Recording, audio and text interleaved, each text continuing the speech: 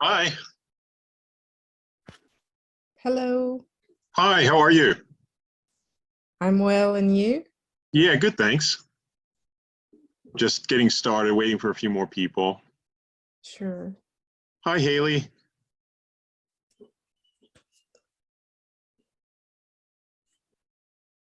Whereabouts are you based, Dahlia? I'm in Portugal. Oh, nice. I've heard it's a beautiful country. Thank you. But I used Yeah, to we be were in actually London. used to be in London. Yeah, I used to Yeah, be. yeah, That's fair where enough. we met a long time Oh, ago. yeah, fair enough. How's your massage practice going? At the moment, on a stale.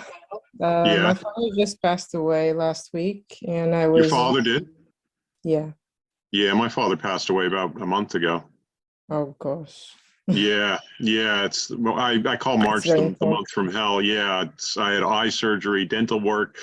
My father passed away. Yeah, yeah. How did your father? What did your father pass away from? He had a heart surgery at the end of February, and then Uh, he was hospitalized since then. He had a few back and forward with consciousness, and then yeah. last week he had his heart stopped basically. Oh, I'm sorry to hear that. Thank you. So How I old was he? couldn't. It was just 71.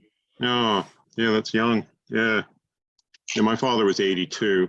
He had vascular dementia, so he had a few strokes about 3 years ago, and then gradually it started to really affect his brain, and then he got put into a home, and yeah.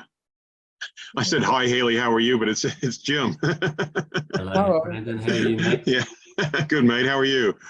Not too bad, not too bad. How's your COVID going? Yeah, getting better. Yeah, Still sound a bit croaky. yeah, yeah. That was your second bout, was it? Yeah, second bout. Yeah, was it as bad as your first? Probably less so, but different symptoms, like Yeah. a lot of body pain, which I never got in the first time. Yep. Um, Ah. yeah, so that was different. Hmm. This is Dahlia. She's from Portugal. Hello, hi. Dahlia. How are you? Yeah. I'm all right considering. But Yeah. yes. Her father just passed away. So did my. Oh, I was telling you about my father, Jim, and the course and everything like that. So he yeah. passed away in March as well. Yeah, sorry to hear that. Yeah, Yeah. it's life. It is. Hmm. But So yeah, it's where.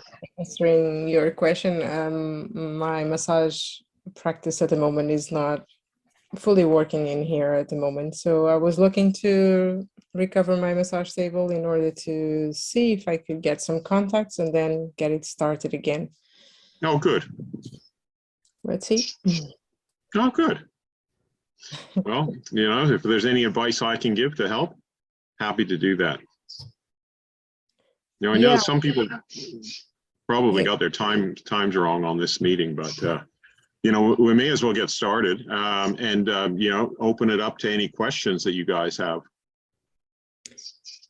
Well, back in the day, in 2012, when I took my first certificate, um, I, I was given the modules and all of that.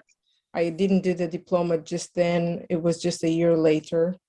Hmm. And actually in 2015, 16, more or less, I started working with Urban Massage at the time in London. Oh, yeah, I've Uh, heard of them. yeah, well, and then they dismissed us. Oh, Well, I was lucky because I had an injury back in 2018 and I couldn't work.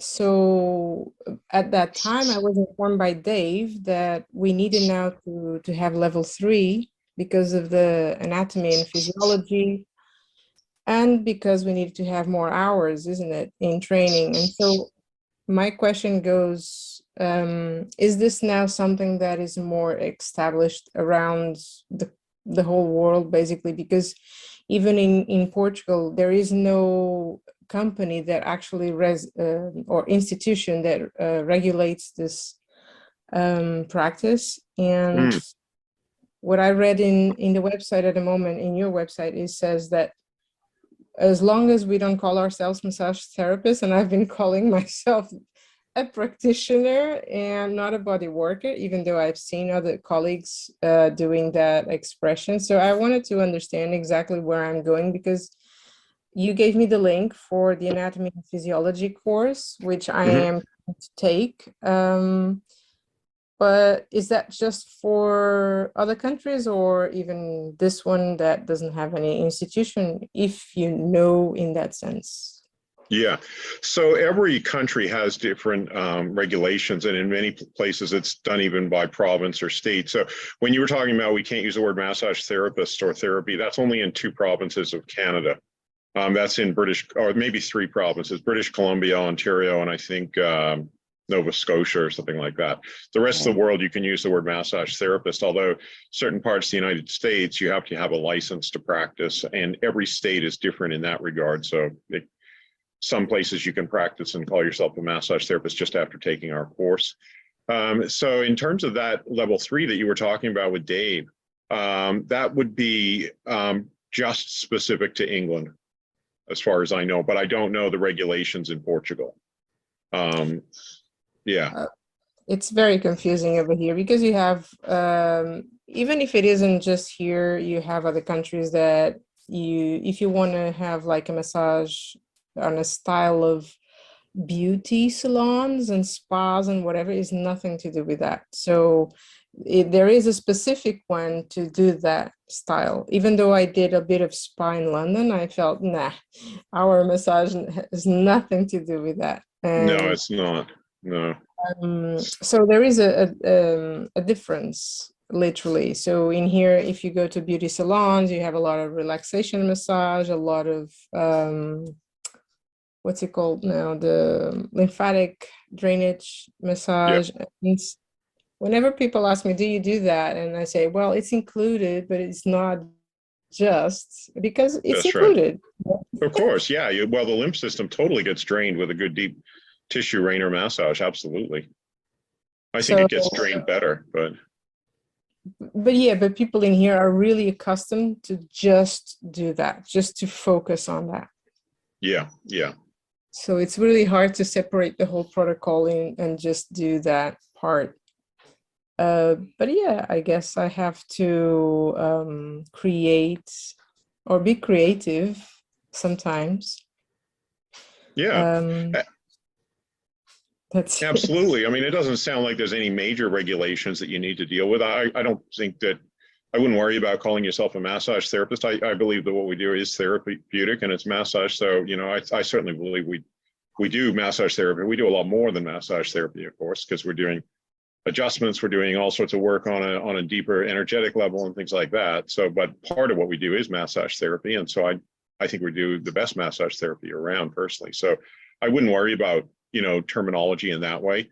And if you don't have to do that anatomy course, then that's up to you. It's something you can do or you don't have to do. I mean, you know, it's basically, our anatomy course is pretty simple, and studying anatomy you can do like most people recommend doing it from one of those coloring in books, because it's not just words. Then it's actually, you're starting to understand the different, where things are in the body, and but it depends on the way your brain works and how you think. You know, some people are more visual, some people are more you know, learn by words and things like that. So you know, our course is pretty simple when it comes to anatomy physiology. It's just basically going through a textbook and answering questions, and that's what any anatomy physiology course is going to be, just to varying degrees. But you know,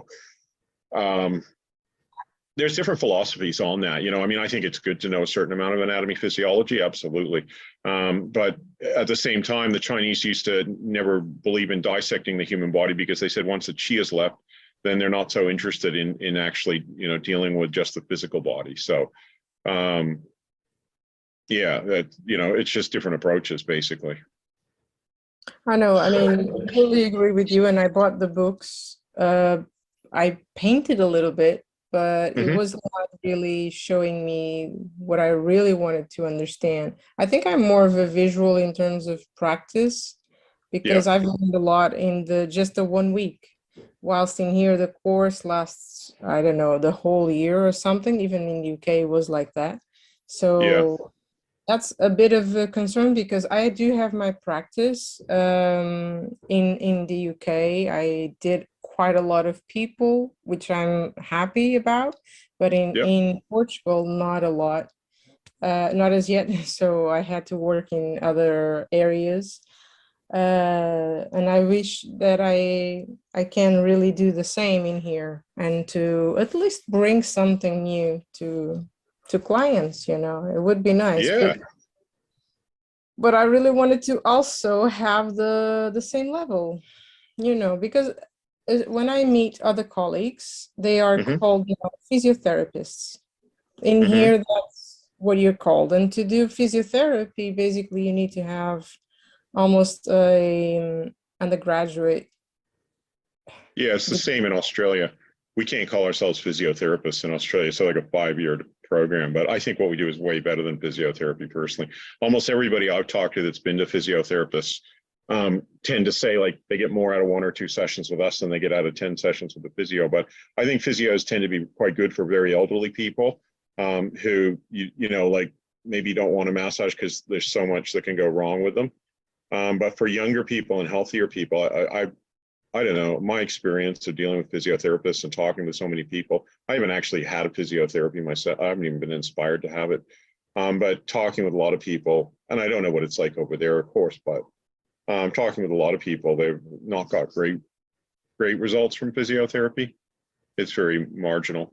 I'm not saying nothing, but marginal. So I personally wouldn't worry about in terms of like colleagues or, you know, other therapists. You know, you could call them colleagues, but they're also competitors in some ways, you know, because, you know, that's what they are. Because really what it comes down to is the success of a business is going to be based upon your clients. You know, it's going to be based upon whether people like what you do, you know, and whether they go, wow, that was an amazing massage. I'm coming back and I'm telling my friends. Those two things are what builds up a good business. It's people, because you know, no matter what you do, it's always a bit of work to get people to come in the door for the first treatment. You know, whether you're advertising in newspapers or wherever you're advertising, or if you're paying extra money to have a street frontage, you know, it costs money to get people to come in for the first treatment. So a successful business is built upon repeat clients and also word of mouth, so that you're not having to pay for advertising.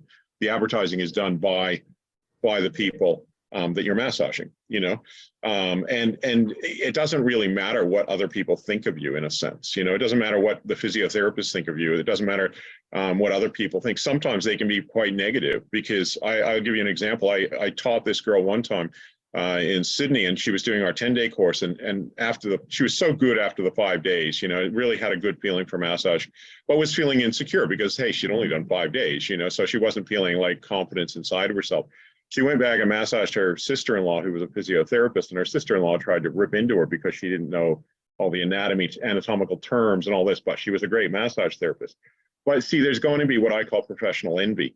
And professional envy is when, if you've done a 5-day course and they've done a 5-year course and you're doing better work than them, you know, it takes a very humble person to go, wow, you're doing really well. And some people will be humble and loving and caring. But a lot of people, they have what's called a professional ego, you know, and that ego has been built up. And that could be, you know, these people that have done like a 3-year massage course, they call themselves, you know, licensed massage therapists, you know, they could be somebody that's a physiotherapist, and you know, again, somebody who's done these long courses, and they might actually want to, they might feel jealousy or enviousness towards you, especially if you're successful. And so if you have any feelings of a lack of confidence in who you are and what you do, then they'll try and play on that, and they'll try and rip you down, you know. And I've seen this time and time again, and of course, you know, I have to deal with this teaching people all over the world.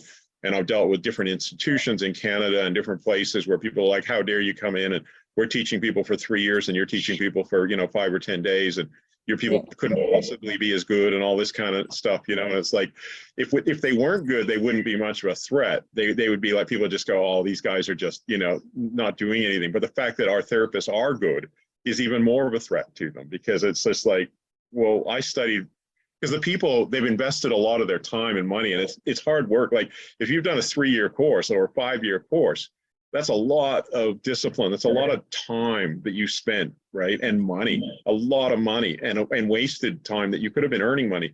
And you know, getting to and from classes and doing your homework and everything. And for somebody to come along and have done a 5 or 10 day course and have better results is very confronting. And for a lot of people, what I see is they just want to rip people down. They don't even know what you do. It's not about knowing what you do, because that doesn't matter. It's about, I suffered for 5 years. How dare you come in and do a 5 or 10 day course and start getting great results like that? And that's all it is. So it's not based upon love of people or care or making sure that you're good or anything like that, because they probably never even had a treatment from you. They have no idea what you do. Yeah. Hi, Ash. How are you? Yeah, good, thank you. Yeah, welcome. Thank you. Talia, what I was going to say, once you get your certificates on the wall, that gives people confidence anyway. Even the authorities, that gives them confidence once your certificates are on the wall. You know what I mean? In here in Portugal, it's pretty much like that. There is a big fight, even though with natural non-conventional therapies. Yep. Now we have until 2025, the December 31st, to reach the CPD points in order to get the professional, I don't know how you call it in English, but it's a Continuing professional license. development? Yeah. Okay. Sorry? I know what CPD is, continuing professional development. Yeah. But if you get like 14 points, which could include the 12th grade or undergraduate or whatever amount of hours accrued by training, Yeah. equivalent of those CPD points, and many other things, articles, books, volunteering work, activity open, all of those things, they count towards those points. If Well, you that get shouldn't be too difficult then. yeah, but those are to achieve nephropathy, what's it called, the phytotherapy, osteopathy, chiropractic, and acupuncture. Because I have a bit of a lineage under TCJ, not TCM, but under, well, it's basically the same, but it's just in a Japanese, more gentle way of doing moxibustion and needles.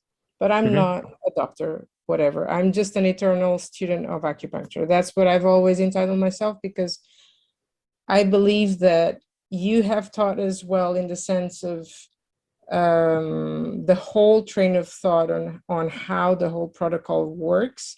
And when I touched base with shiatsu, it kind of fitted in a little bit more of how I was working already. It kind of gave me the confidence to say, no, I was on the right track, even intuitively. And good to have a reassurance that something is out there already being passed on. And I have a good, solid something, knowledge or whatever. And then acupuncture came my early along. training was all in shiatsu as well. So yeah. So in here, they do have quite a bit of that. But it's okay. It's just different to just focus in that simplicity, which is something that I do believe. But when you are confronted commercially, I would say, or when you are out there in the market, it can be quite frustrating, because people can be all yellow smiles to you in clinics, in beauty salons, or whatever. What do you mean by yellow smiles? That's an interesting expression that I haven't heard before. In here, we have an expression which is a two double face, like like a double face. Okay, so double bean face. yeah. Exactly, the Yeah. double face Okay. expression. So in front of you, they say something, and afterwards they say no. Yeah. Look, I think the most important thing is get your hands on as many people as possible. Get the massages happening. Do the best you possibly can, and do a great massage, for them, and obviously, enhance your training. You've done our online course, have you, Dahlia? No, I just did Okay. introduction that you had at the time that you released the course online. Yeah. Like, Okay. give those lessons, but I really wanted to have something more accurate, more how to say, what's the word, more recent, I would say, because I have the video in the DVD, but right now not a lot of computers have DVDs, and I struggle to get back to that recording. But yeah, I would Yeah. love to see something more recent. Okay. Well, I would definitely say, because you've done your course in 11 years ago now, that I would recommend doing the online course for sure, because it's going to give you a lot more updated information, stuff that we figured out in the last 11 years.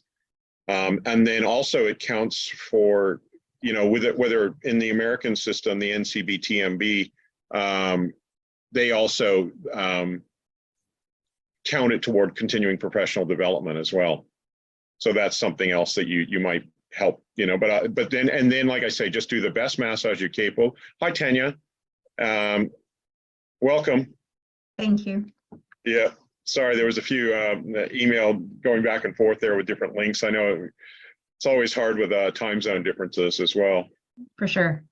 Yeah. Where are you based, Tanya? I'm in Canada, close to Calgary. Oh, nice. Yeah, okay. Mm-hmm. Okay, cool. Yeah. Just talking, Dahlia's just been asking a question to us about Portugal and regulations and that sort of thing there. And Jim down there is not Haley, by the way. He's Jim. He's one of my advanced students there from Central Coast, just north of Sydney. And Ash, you're over in England, aren't you, Ash? Yes, in London. Oh, Yeah. London. Okay, great.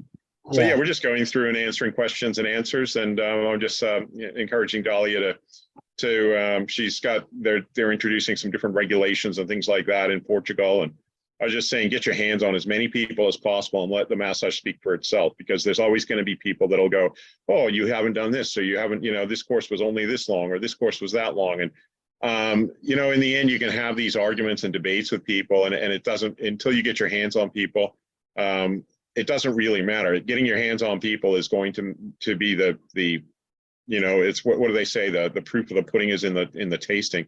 Like if somebody's a good cook, they're a good cook, whether they've been to a big long course or a shorter course, or learn this way or that way. In the end, it's what's going to make or break your business is whether people like your massage, like I say, and then they're going to come back, and then they're going to tell their friends and family. And then you'll just have, whether you got people that, so you don't need to appeal to, the physiotherapists or other people at all, because like I say, they're not the ones going to be paying you the money. They're not going to be your clients. Maybe they will. And you're welcome to offer them a treatment. They might be a nice person and go, oh, I really like that, and I'll refer people to you.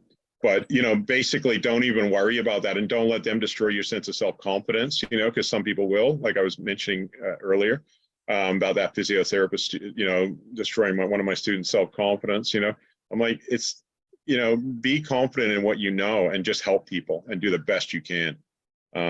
That's what I'd recommend.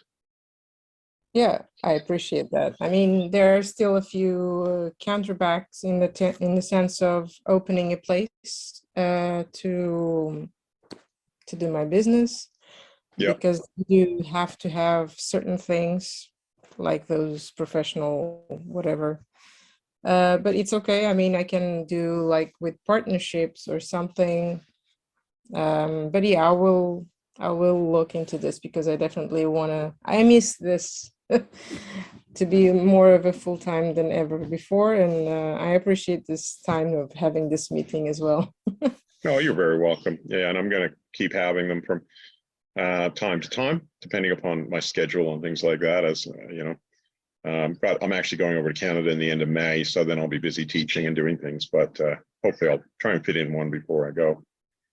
Jim, did you have any questions? How are you going anyway, besides the fact you're recovering from COVID? How's your practice going since Jim did my advanced course recently, so he's done the online course, the certificate diploma, and just completed advanced course there in the end of February in Sydney. And runs he has a Thai massage place in just north of Sydney, but also then he's doing Raynor. You've introduced Raynor massage and got pretty good results. Some people run away scared, did they? And some people absolutely love it. I probably only had one person that didn't like it. It was just probably a bit too vigorous. But in English wasn't her first language, so Yeah. it was difficult to communicate exactly what she wanted. But after about 40 minutes, she just pulled the plug. No, it's too much. Mm. But yeah, that's the only negative that I've ever had. Great. Most people are just like, what the hell are you doing? This is unbelievable. Yeah. Fantastic. And good. You had some good good transformations and things like that as well taking place with people. Yeah. Well, because I do your massage in a professional setting, which is with other customers in there as well, I have to do like a lighter version. So not so much of the breath work, because I can't really have people screaming in there or crying or wailing. Puts the other people off a little bit. It puts the other people off. It's like, what the hell's or it going may on make them next more door? interested. Yeah. But yeah, I had one the other day, and we only had, the other customers had left, so I only had one lady on her own. Yep. And yeah, I was working through her jaw and getting her to breathe, and yeah, the release was unbelievable. Wow. And yeah, so normally when you come in here, you know, you sort of, it's only till you get to the jaw you can feel the blockage, but hers was right here. Yep. And yeah, the release is just like popped and came out and felt, oh, it's hard to put into words. And Wow. yeah, she's already converted anyway. I'd only massaged her once before, and she's sent a few people. So yeah, it was a very positive experience. Fantastic. Fantastic. Oh, great. And do you have any questions, Jim? Not really.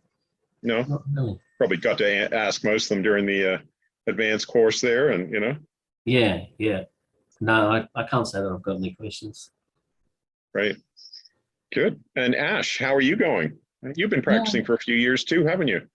Yeah, a couple of years. I think it was during lockdown I started the online course.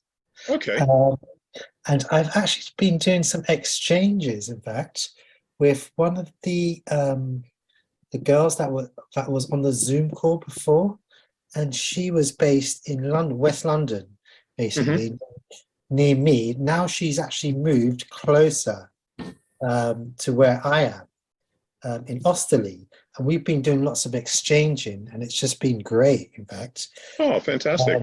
And we've just been bouncing back different things. She's got lots of she's into various different massages, and we've literally just been working. She does a lot of sound healing as well, so that was actually really good to start off with. Sometimes she starts off with that, or sometimes she ends with a bit of sound healing, but we've just literally just been working on just literally Raynor massage. I gave her a massage today, like a 2.5 hour massage. Fantastic. Literally just working on her arms. It's all tight. It's all locked up. Her back as well, around her neck, her fingers. I mean, I spent a lot. In fact, I spent most of the time literally on her fingers. Yeah, it was quite amazing how much time kind of, it just goes, and I'm just like, oh my gosh, it's like an hour's gone. I've just finished like your arm and your fingers on one side. It's just just learning lots. I did have a couple of questions, in fact. So she's been working on me, and also she's been working on around my like ligaments and my tendons on my elbow. And I find it, because I do dance, I'm a dancer, and sometimes when I stretch my arms and I'm doing like styling, so I can't actually, they're quite tight, and I can't straighten them. And so she's been working on like areas around the tendons. And I'm thinking like using like Raynor techniques, does that actually help releasing like tight like tendons around, even around the knees, and like your like Achilles and things like that. Absolutely. Absolutely. But so like the tendons and the ligaments, they're often part of what we call the bands of tension, as you know, and so they'll hold like for example, the tendons are kind of the ends of muscles that join onto into the insertion and origin point. So basically, it comes down to, again, though, working the very tips of the bands, the ends of the bands, which are going to be in the toes of the fingers. So, for example, if you've got a tight Achilles band or tight Achilles, then you're going to work the Achilles band, which is going to come into the inside of the big toe, and then the next two toes beside it, and you're going to do a really thorough job there. If you do a really thorough job at the tips of the toes on those ends of the bands, then it's going to just give like butter. So instead of being like a tight wire or something, you do the ends of those toes and do them really thoroughly. And these days, I say to people, I spend 70% of my time on the ends of the toes of the fingers. So you know how you were saying it can take a long time just to do an arm. I feel pretty good about doing like a thumb. Or two in one session. And I just posted actually me working on Jim. I don't know if you've seen that, Jim, but on YouTube when I was there in Sydney, on your thumb, because Jim had a tight shoulder. And I spent the whole treatment. His thumb was so tight. And so you know, he's massaging a lot and he's done a lot of martial arts and things like that. So I spent the whole time basically working on, I think, his thumb and finger in one treatment and then following that up, you know. So that's the basic core.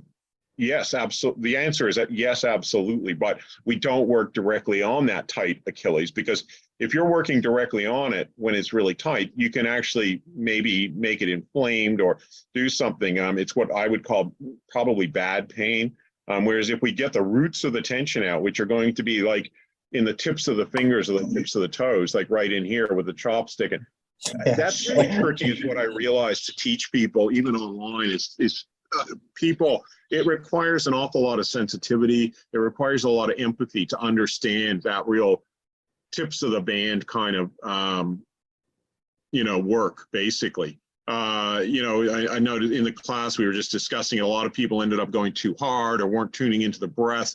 And that is a fine art. And sometimes I do need a teacher. That's where, you know, if you're interested, I'm teaching an advanced course there in London in September.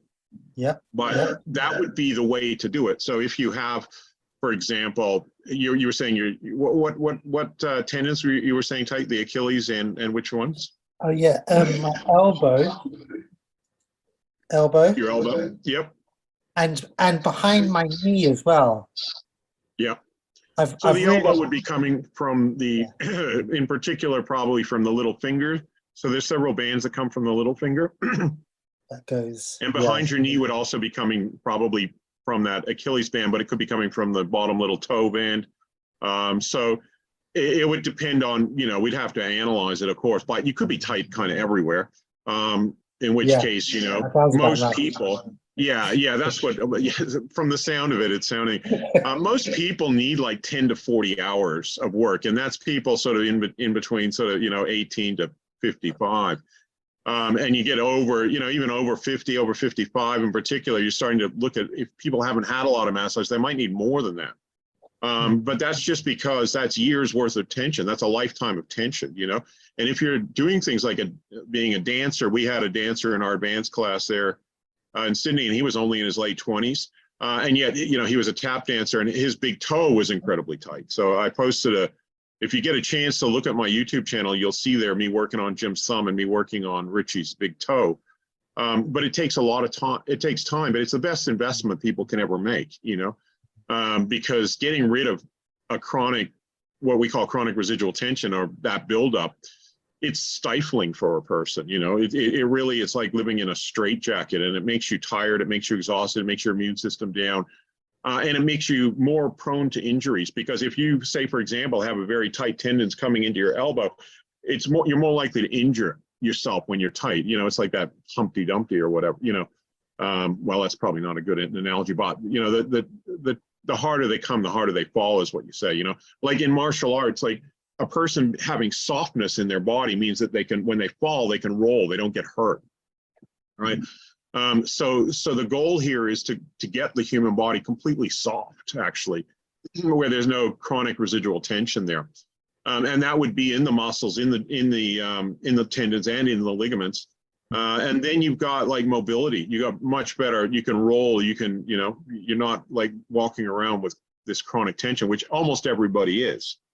just because people, this is a kind of, I mean, people have got bits of the picture, I think, before, but I think Raynor massage brings the whole picture together, because we can find and get rid of almost any tension in the body, unless it's caused by some sort of breakage in the bones or something like that. But yeah, so it sounds to me like you need a good 20, 30, 40 hours. And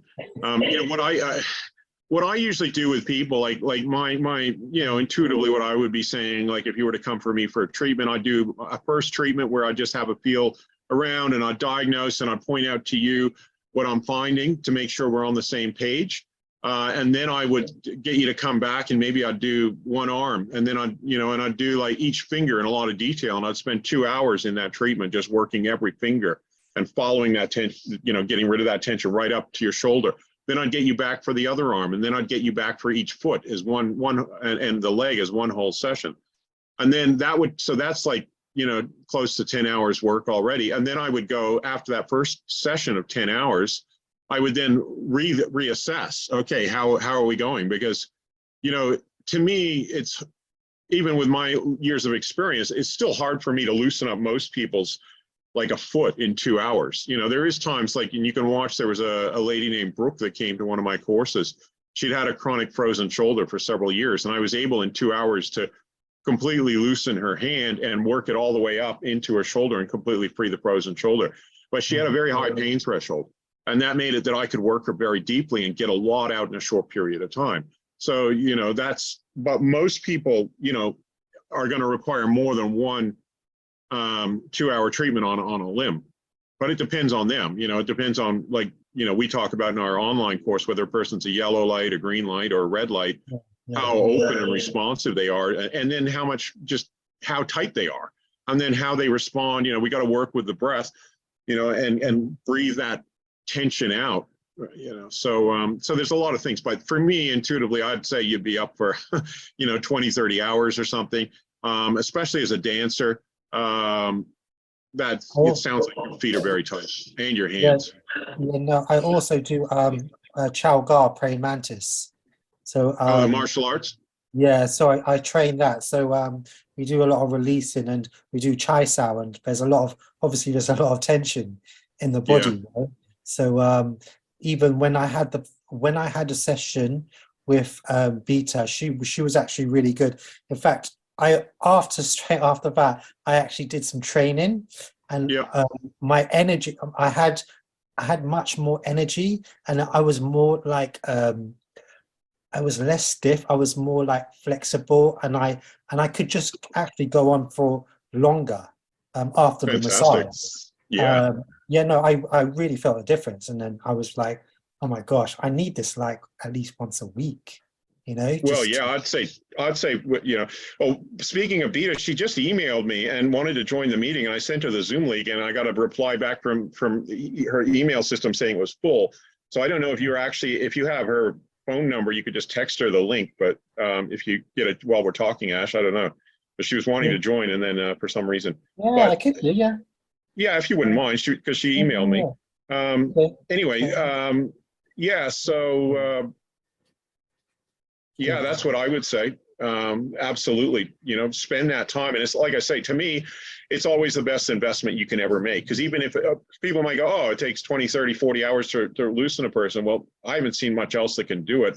But it's the best thing you can ever do for the rest of your life, because it means that you're going to have a much better rest of your life. You're going to have a longer life probably, and you're going to have a more fulfilling life, because when tension builds up in you, it basically starts to affect you both physically, mentally, emotionally, and to a certain extent spiritually. So that again, Dahlia, comes down to like I say, once you give people that taste of what Raynor massage can do, you're wanting people to take a full treatment and a full, what we call excavation. So when Ash was saying, I could do this once a week. Well, in some ways, excavation massage for a healthy person is almost better done twice a week. So it depends on, once you show a person what we can do and show that we're not all about one treatment wonders here. We're about complete excavation of the human body.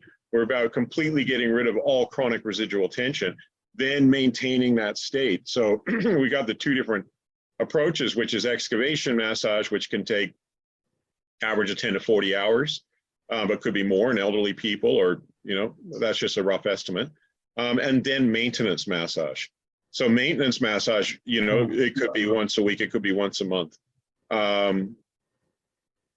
Yeah, so that's why I'm saying that's what you're going to want to build up in terms of your business, is people that really, you know, it's not about pleasing your competitors. It's about people understanding, hey, I really value having a tension-free body.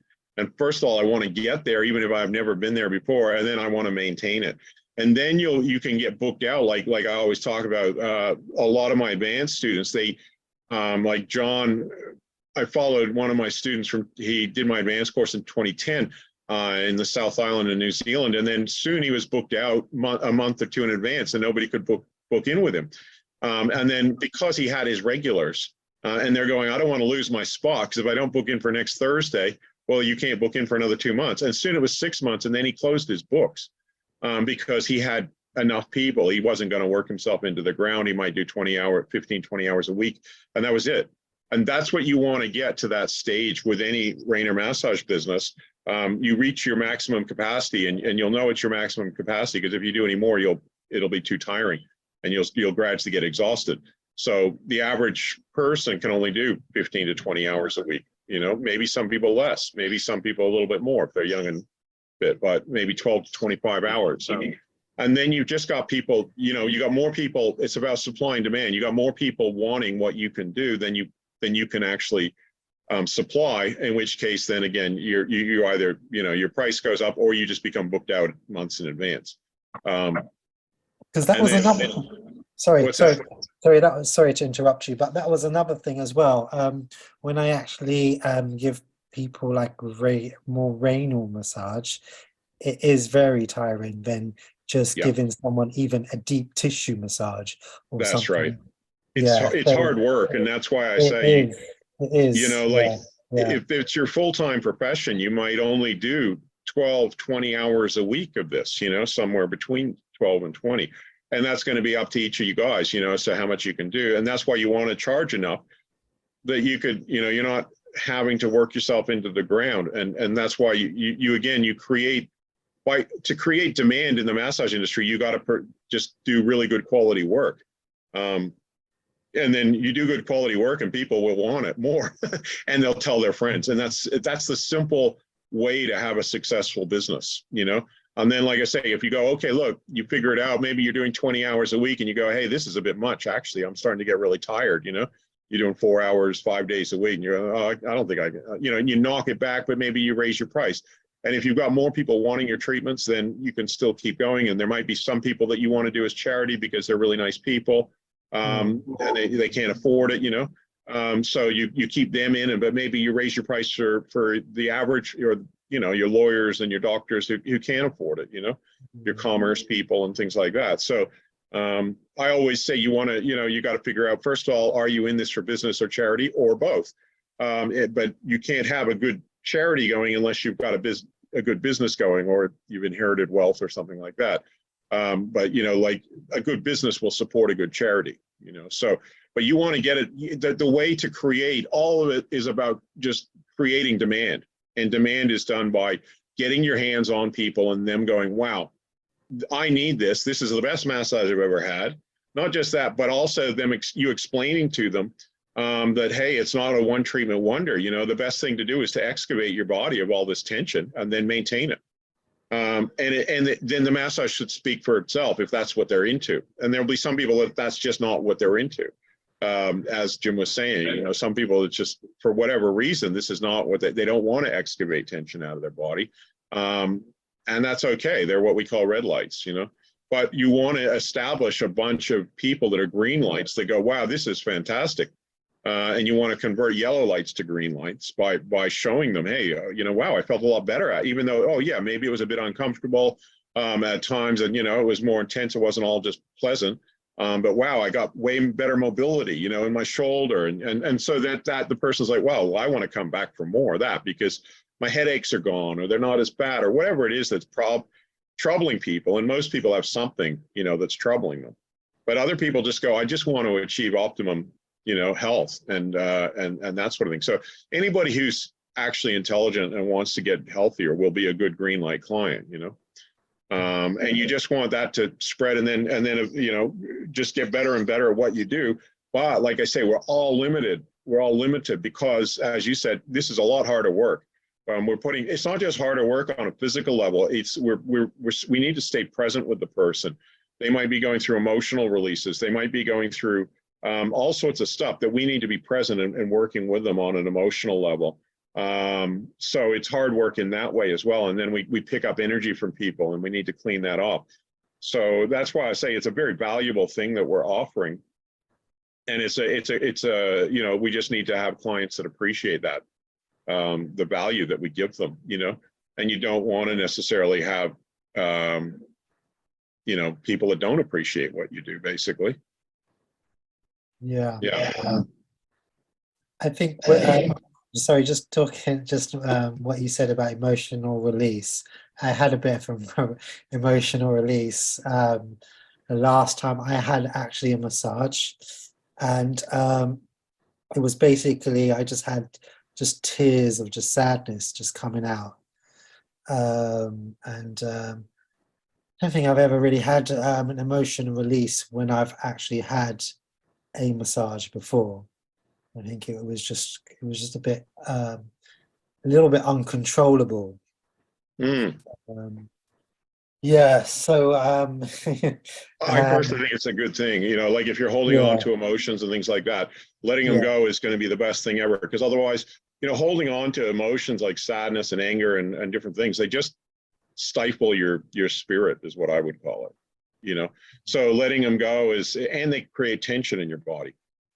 So I always say, if you feel it, just when it comes up during a massage, just let it go. Don't have a judgmental frame of mind towards your own emotions. You need to just kind of like go, okay, look, I'm not that emotion. First of all, I'm not that emotion. So then it's not me, I have anger, or I have sadness, but I'm better off just letting it go. And you will feel a lot better. You'll feel a lot clearer. I always feel lighter after I have emotions let go. And yeah, you feel so much better. So it's nothing to be scared about. People sometimes are scared about either themselves letting go or other people. And sometimes that's been cultural conditioning, the idea that men don't cry, or women shouldn't be angry, or whatever it may be, right? And different cultures have different things.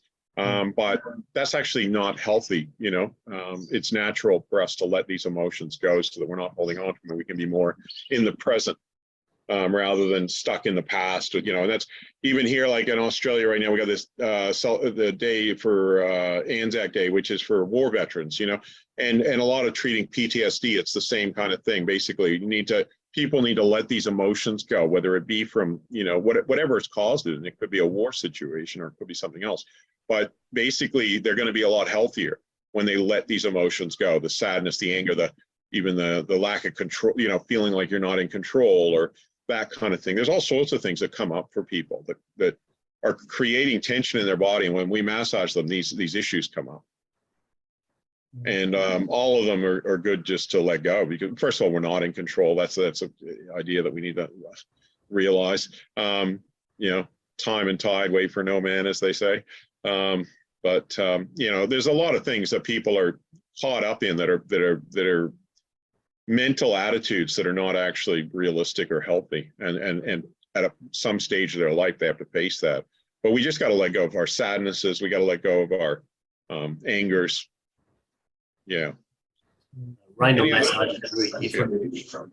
Raynor massage is very different to traditional massage, and it is a much more emotional experience for both you as a therapist and also for your customers. So you will find, especially as you progress, that you're going to get a lot of customers that will have an emotional release and just welcome it, go with it. Yeah. Mm-hmm. And you got to be I call it being the eye of the hurricane too. Sometimes people are going to have emotional releases that are going to affect you. I've had, so many times where people are letting go, and it brings up stuff for me, and just let it go yourself sometimes as a therapist. Sometimes people's sadnesses will be so intense that you never actually dealt with that level of sadness yourself, their loneliness or their anger or things like that. So, you know, it's a learning experience. And, you know, sometimes the therapist, you know, it's like somebody yawning in a room will make other people yawn. It's the same thing. If somebody has an emotion, I've had so many students when we're working on somebody and the person starts letting go on the table, and a couple of students have to go out of the room because it's bringing up their stuff as well, you know. So, you know, it will, as a therapist, you know, it's that whole idea of physician heal thyself and looking at yourself and that sort of thing as well. That's important. It's a journey in a sense. Being a Raynor therapist to me is like a journey. It's a life journey, and it'll bring up your own stuff, and you got to look at things and to grow as a human being, to become more empathetic, more caring, more loving, and more like just helping people let go rather than maybe judging people. You know, sometimes when we're younger, we can judge people for different experiences. So that's not actually going to help. We need to let go of that judgment. We need to let go of judging ourselves and then judging other people, and just go, hey, it's better out than in. If it's causing you tension, it's not good. Whatever happened in the past is the past, and we got to move into the future, or stay in the present and move into the future. So I think that's kind of some of the most important stuff there. Tanya, I'd like to give you some time to have some questions, and Yeah, Thanks. same. yeah, if that's do you have any more questions, Ash? We can also give you some more time later. Yeah. I do have one more, but it's fine. No, it's fine. Yeah. Maybe at the end, it's fine. Yeah. Okay, Thank the you. end, yeah, no Yeah. problem. Thanks. Cheers. Maybe some of my questions will be yours. Yeah. So nice to meet everybody. Nice to meet you too, Tanya. I was interested in this course for several reasons. I'm a certified counselor and ICF life coach, and I do movement therapy and somatic therapy with my clients. And I'm finding that a lot of my clients just have no sense of sensations in their body. And I wanted to incorporate some type of massage or hands-on to help them start to get those sensations coming alive. And then also with a few other things, now having regulatory board on hand. As a counselor, I'm not allowed to touch, hug, touch, or anything like that. But I think if I let go of that name with life coaching, it's more of a somatic movement, then I can. So I just wanted my question for you is, what kind of insurance companies support Raynor massage? And how does that, like, I'm not sure, I haven't had a Raynor massage before in Canada. So I was just wondering if other practitioners are using this method, if they are incorporating all of that together. Yeah. So basically, I actually was over in Edmonton, so in Alberta, just last summer, or your guys' summer. And so we have quite a lot of practitioners around Alberta. Now, I don't know, in terms of, there's no actual regulation over the use of like massage therapy or anything in Alberta. You know, they're trying to introduce it, what they call the RMTs over there, registered massage therapists. But at the moment, there's none. There may be some in Calgary itself, like a city regulation as to what you have to do in order to, you know, practice or whatever. I'm not 100% sure about that, the city regulation, but that's something I vaguely remember something in Calgary to do with that. But if you look at our insurance page, so if you do a search in Google for Raynor Massage Insurance and Accreditation, you'll see the Canadian Yoga Alliance covers us all across Canada. Oh, perfect. Yeah. Oh, and their that's contact awesome. details should be there on that web page there. Okay, certainly. So just to confirm, so I could get certified online, but then I'm not encouraged to actually start touching anyone until I do my advanced training. Where do I get my advanced training in Canada? Yeah, so we have several courses coming up. If you go on to our Raynor Massage Worldwide course calendar, if you do a search for that, there's courses coming up. I know I'm going to be over there in June, so I'm going to be teaching an advanced course at 100 Mile House. And I know Karina, who's our main teacher over there. There's Karina and Charlotte that are teaching for us. They're both based in BC, but they do courses in different parts of Canada. Okay.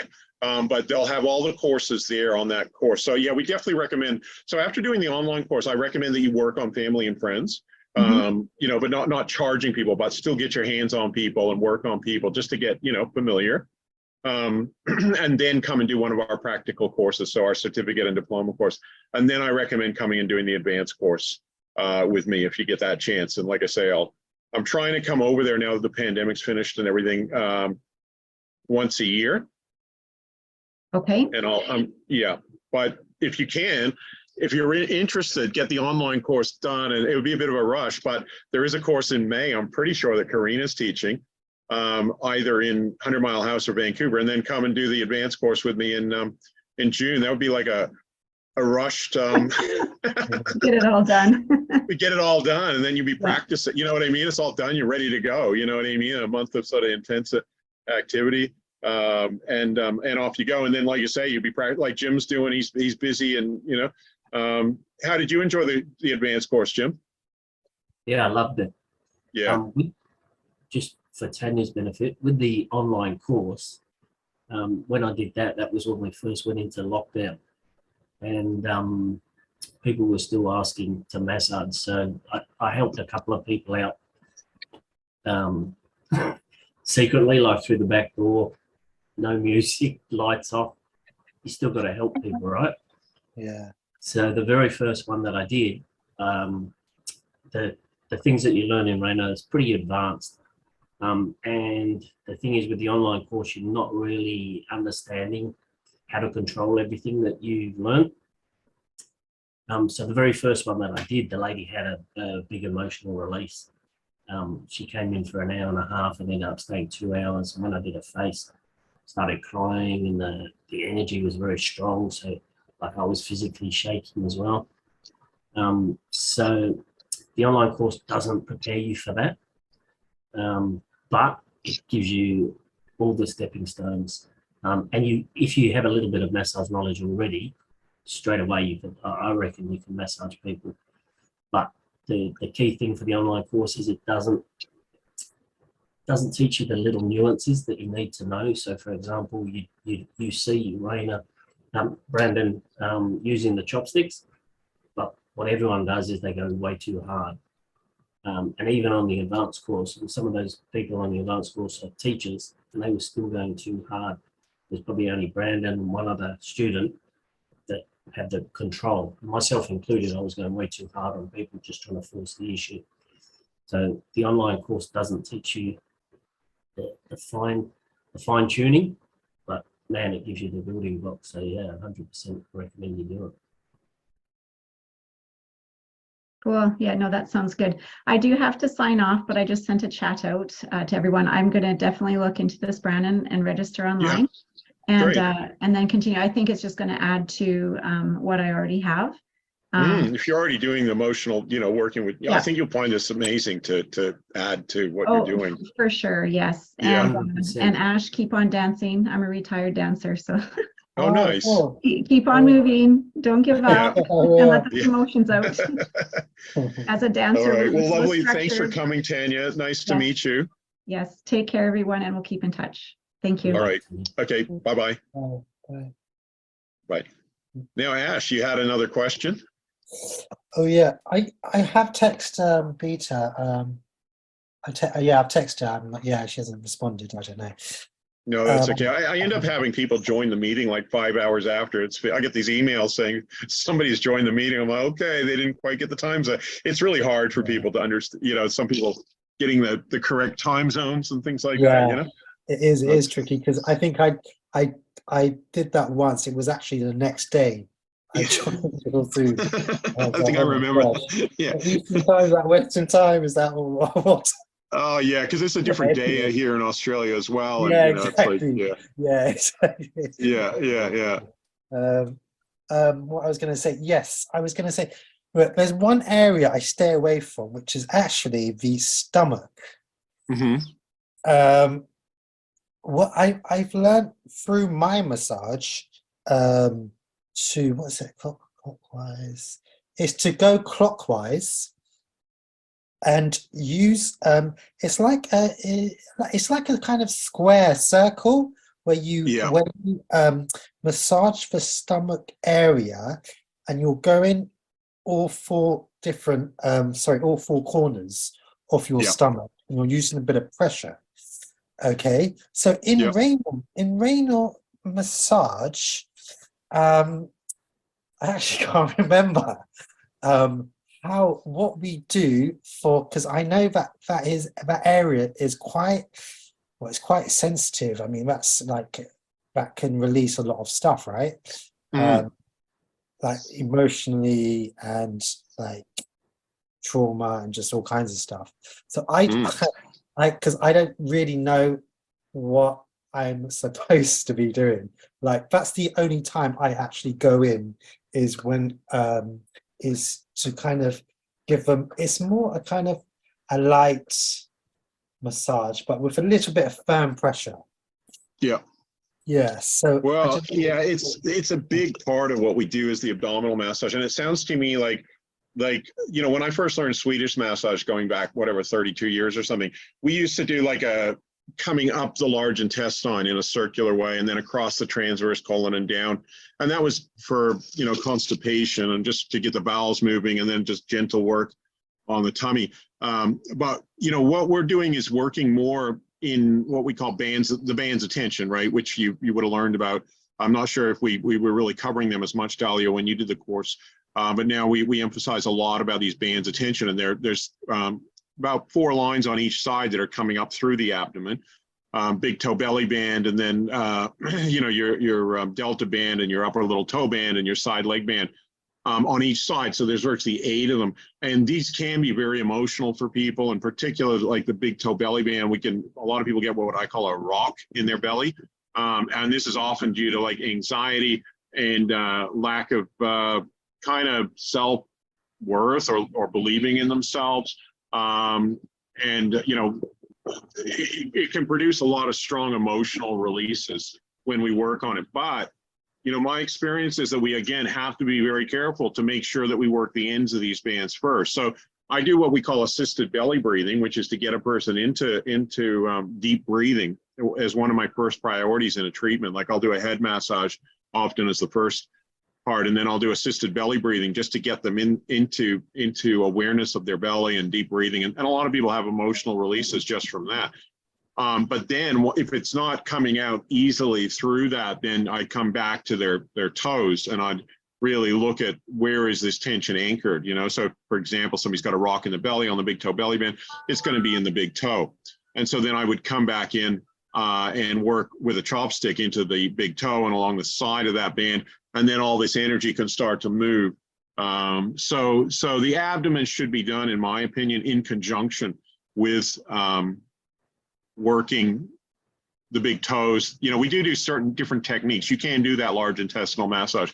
But, you know, and like I say, when I first start, I like to get people breathing into their abdomen and just letting any emotional tension that's close to the surface go. So if you have a look at, again, Jim will remember this, when I was working on Lily in the advanced course, you know, I just did a head massage, and then, sorry. Got a finger jet just going overhead, which is really unusual. Low altitude, yeah, I've never had that here. Anyway, so you can see Lily had big emotional releases just from working that start of doing her head massage and then getting into her belly. And then as that starts to clear, then we could go back and do more work on her toes and then get rid of more of that emotional tension that's holding in the belly. So you might find that an interesting video to look at too. Brandon working on Lily in that recent February 2023 advanced course. And that deals with a lot of that emotional stuff coming out of people. But so again, we just have that non-judgmental attitude that it's better out than in. And then we're getting the, you know, whatever comes away nice and easy through a head massage, because a head massage, a lot of the goal of a head massage is to get a person into a deeper state of consciousness and to allow that person just to go inside themselves and then deep breathe. And once they go inside themselves, sometimes what I call their control mechanisms or you know, trying to even keep, you know, like kind of what Dalia was saying with the yellow what was it, yellow smile or something like that, right? It's kind of like a fake. A lot of people have like a fake mask on, I call it, you know. They even have terms for it in Japanese and things like that too. People are, you know, the I'm okay Jack, or, you know, you'll see it in England with, obviously, with upper class people and stuff like that, you know, trying to, oh, I'm this or I'm that, when they're not, you know, and people keep this mask up. So a lot of face massage can be also done just to get a person a bit more connected with who they really are and away from this, get the mask off of a person. And then we do assisted belly breathing, which gets them back in touch with their subconscious, which is deep in their belly. And that's where then a lot of stuff will just come out once they get rid of this critical or judgmental thing, even on themselves, because a lot of people will be like, oh, crying's bad, or if I scream, it's bad. And that's all coming from what I call thought viruses that are they are sometimes socially imposed or generationally imposed even. And we get rid of that. Then we allow that whatever's in their belly to come away, that's going to come away nice and easy. And then we come back to the ends of the bands. And that's where then it can take time to fully excavate a person. But you'll see that in that treatment there that I did on Lily in the advanced course, where it came away, some of it came away nice and easy, but there was still a lot left, you know, by the end of it. And it would just be treatment after treatment. But yeah, I hope does that answer your question a bit? Like, so the abdomen needs to be looked at in conjunction with the whole person, because to me, it also represents what I call the subconscious mind. You know, and people often talk about, oh, I felt it in my guts, or, you know, I had a you know, feeling in my tummy, you know, my belly or whatever. And that to me is where our subconscious is, whereas our conscious mind is more up here. And a lot of the goal, a deeper goal of Raynor massage is to connect the subconscious and the conscious mind. And that is through this central energy channel that in Ayurvedic medicine they call the Sushumna, but it connects the belly with the head. And that's a lot of the advanced work with Raynor massage, is what I call the belly-head connection. And that's subconscious and conscious mind. And we want those in alignment, because so many people are acting out of, you know, they're like got a face mask on and they're not tuned into their real subconscious or their gut feelings and all that kind of stuff. So the abdomen's fascinating, and it's a huge thing. And sometimes there's so much to it that it's one of those things that just in the online course, it's hard to really, you know, to me, that's definitely, it's a large part of what I focus on in the advanced courses, is the belly and how important it is. But it's really done, you know, not as an isolated thing. Does that help me answer the question there a little bit? Yeah. The techniques themselves aren't that difficult. It's not, some of the, you know, like when we're learning massage, it's not just about the techniques, it's about the whole putting it all together as a package and understanding when are you going to use what technique. But the actual techniques I use on the abdomen aren't necessarily that difficult to learn. It's about when to use them and how to work with the breath. To work with good abdominal massage, it's very much about the breath. And it's very much also about having the person's head relaxed, where otherwise what'll happen is you push energy up that's trapped in the belly. And if their head's very tight and their neck, then they'll push that back down, because they'll be like, oh, I'm scared of whatever that is. I'm scared of that emotion coming up. I'm scared of this, you know, I've shoved that down for many years. I've kept that deep, dark secret in there. And they'll be pushing it down. And that's, again, where the neck comes into it as well, because the neck is in between the head and the belly.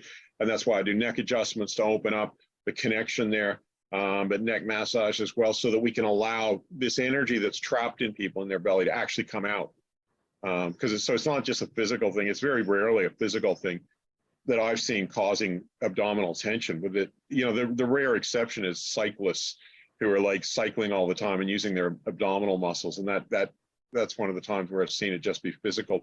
But vast majority of people's abdominal tension, it's more to do with the muscles of the intestines, and it's energetic in a large part. Like in shiatsu, if you ever had shiatsu, they do what they call this area the hara, the belly area, the hara, the whole abdomen, and a lot of diagnosis is done there on the different meridians, you know, whether they're what they call jitsu or kyo. Jitsu means full, kyo means empty. So jitsu is a meridian that's going to push back out at you when you feel it. It's like boom, it's like you hardly touch and it's pushing out. Whereas kyo is like empty and you go right into it, and there's like a dull pain rather than a sharp pain. But that's the whole basis of Zen Shiatsu, in particular, Masanaga's approach. And it's very interesting. So, you know, the whole abdominal massage, you know, is definitely a fascinating field, and it's something that's become a huge part of what I do over the last 20 years in particular, just understanding it. And I also learned a lot through doing integrated breath therapy, which was like also called rebirthing, where deep breathing gets in there and moves emotions, and you combine that with massage, and it's very powerful. So it's a really powerful thing. The abdominal massage side of things is what I'm trying to say. And it's hard for me to teach people that just online without experiencing the whole picture. So that's definitely a focus of the advanced course. And because in a normal massage, you're always traditionally taught start the customer face down.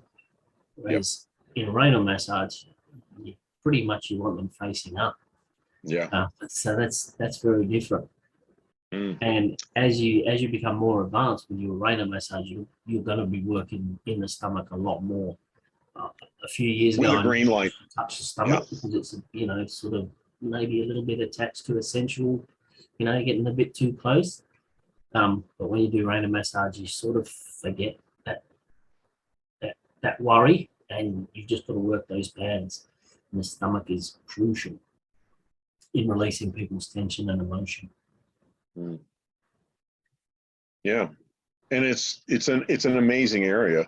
It's what it holds in people. It's but yeah, I mean, you could just get in there and there's a lot to it that's a lot easier for me to show you in person, and so than it is in an online course or anything. I mean, you could certainly watch some of the YouTube videos of me doing treatments on people to get more detail, but it's whenever we're working on a tummy, always have a loose wrist so that we're sort of working with the person. We never push against somebody's tummy. That's going to affect what I call a bridge of trust, and a person's going to tighten up against you and things. So you need to be soft in your approach with the tummy and working with the breath. So we're going in deeper on the end of the out breath, and feeling where they're tight, especially on those bands in particular, unless it is tightness due to constipation or something, in which case, you do what you were talking about, that circular movement, the Swedish massage approach to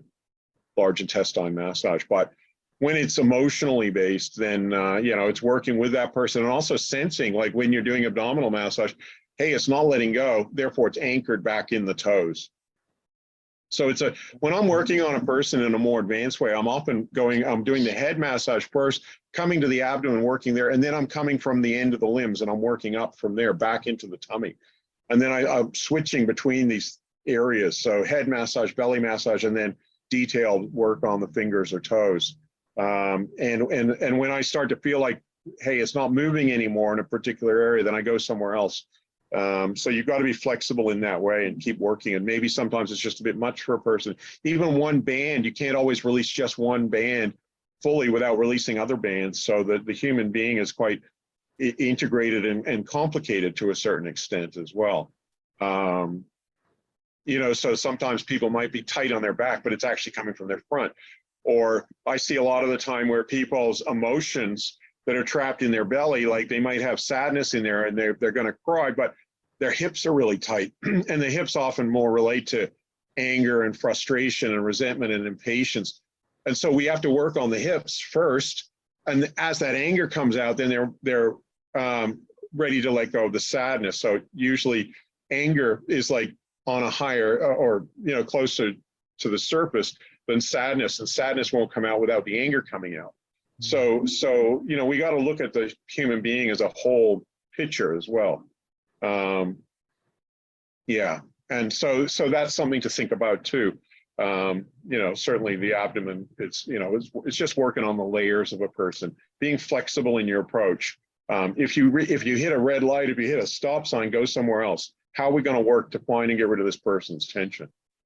And that's the art form of it, so gradually it's just more and more, like the techniques and the technical aspect are relatively easy to learn. And there's a lot of those techniques I do show you guys in the online course. There's some that I don't show you. I'm even thinking about maybe taking the chopstick work out of the online course, because some people can go a bit too hard with it and things like that.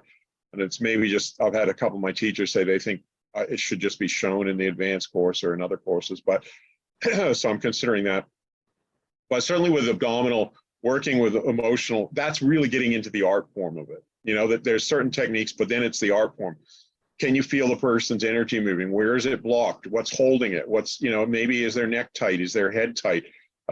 Is it affecting, you know, like that, keeping that energy trapped in their belly?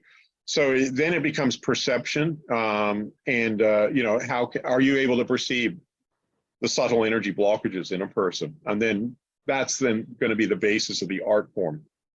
So, you know, if you can perceive where the person's blocked, then you're pulling tools out of your tool bag, you know, like a carpenter. You go, okay, here, I can see this blockage. I can see the person's not, you know, so abdominal massage can be quite advanced in that way. So I hope I didn't over-explain there, but.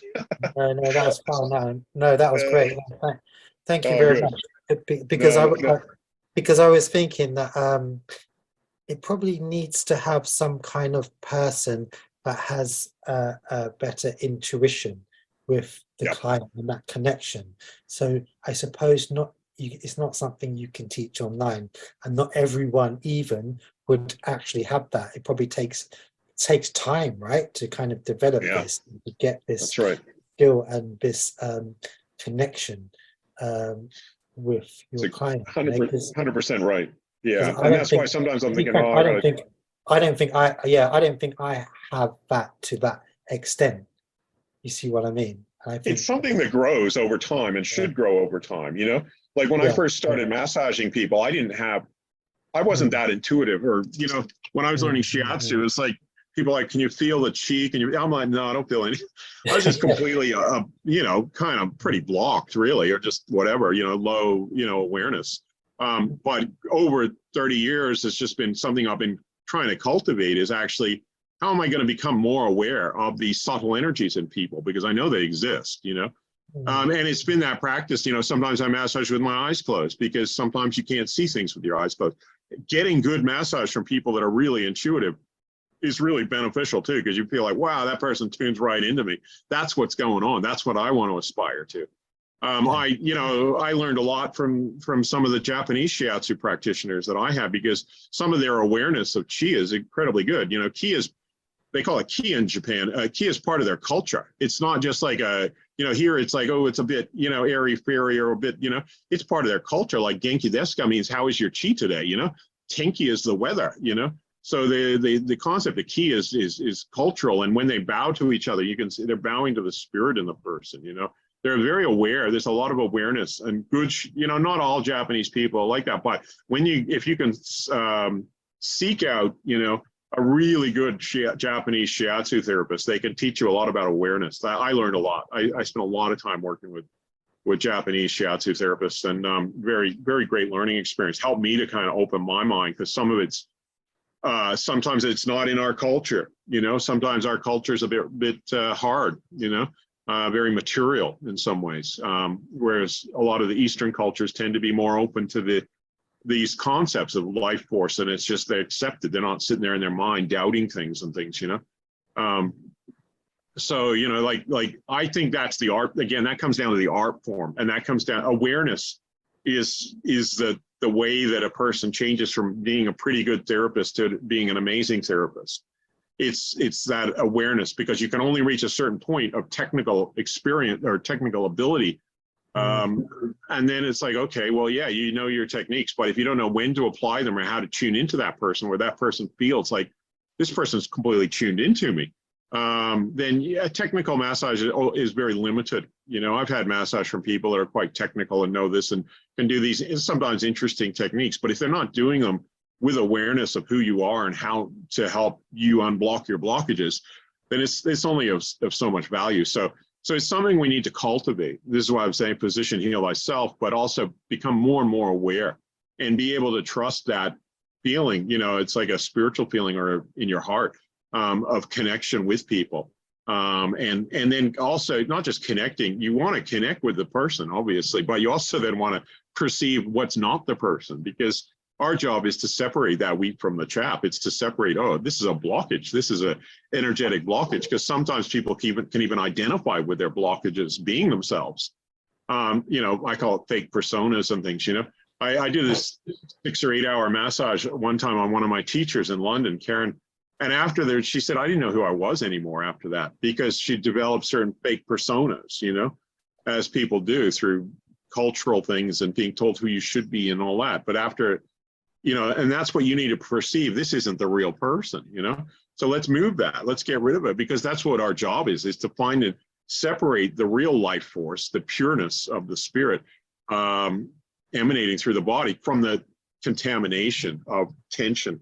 And that tension can be all sorts of different things. But, and that's why I call it life sculpting. We're taking this beautiful, the diamond of a person, and we're getting rid of the mud and the crap, basically, that people hold that's not real. That's not themselves. And that's where you need perception. And you need to, that's why working on yourself, getting rid of your own tension helps that.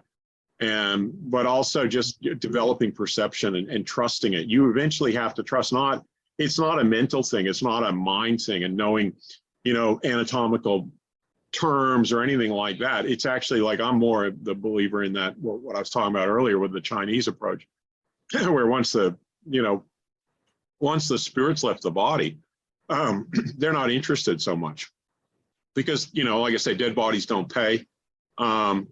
First of all, but also it's like, you can't massage once it, you know, I was just, Dolly and I were just talking about, we both just lost our fathers. You know, I was with my father as he passed away and shortly, I was just with him half an hour before he passed away and half an hour afterward. And the difference, you know, you're not going to massage a body and bring it, a dead body at all, and bring it back to life, or the body's just going to become stiff, you know? So the most important thing is to tune into the life force. And that's part of, like I say, Asian culture is part of their way. They're not like skeptical, whereas in Western culture, we're quite, you know, there's a lot of skepticism about, oh, is there such a thing as a life force or some, you know, certain parts of it. But that's what, to me, becoming a good therapist is just tuning into that life force, understanding what is that life force and what is not, and what is blocking the true expression of that life force. And that's why people feel better, is they feel lighter. Like a lot of people describe after a good massage, I felt lighter. I felt like, oh, a lot of burdens had left me. I felt more in tune with myself. I could see better. I could just feel better, you know? And that's the ultimate. That's the ultimate in our form. And that's when you're becoming, like, people are like, wow, you're an amazing therapist, you know? Is that ability to tune in, not just technical. So yeah, that's why I'm saying after you got the hang of technical stuff, put those tools in your tool bag and then become an artist, and knowing when to use those techniques to help that person become the fullest version of themselves, totally tuned into their heart, totally tuned into who they really are. That's the goal of Raynor Massage, in my opinion. Yeah, no, that sounds great. Hopefully I'll be ready for you when you come in September. That's what I'm thinking, really. So, yeah. That'd be nice. That'd be nice. We'll do it, yeah. All right. Does anybody else have any more questions? Sorry, Ash, what did you say? No, thanks for that. Yeah, appreciate that. Yeah, thank you. No problem. Dahlia, do you have any more questions? Well, one tiny question, yes, regarding giving workshops. I think we were able to do such thing back in the day, but being given that I'm in Portugal right now, we can still do tiny workshops, demonstrations of how the Raynor massage can work. Mm-hmm. So that was my tiny question. The other one would be more about me personally, because I had an injury, like I said, in 2018. I had a severe sprained ankle, the right one. And since then, even though I've been into osteopathy and acupuncture and all of that, but Yeah. having been working sitting most of the time, I do have a very stiff hip, the right side. And because I've twisted it, imagine the foot like this, but I kind of twisted it like that, completely on the road. Right. So I almost broke, well, I damaged the 3 big tendons around the ankle. Mhm. And the doctor at the time, he said, I can see a tiny millimetric fracture between the tendon attached to the end of the tibia. Yeah. And I was like, the fibula, sorry, the fibula. And I had to be on a not in a cast, but on a boot for quite some time.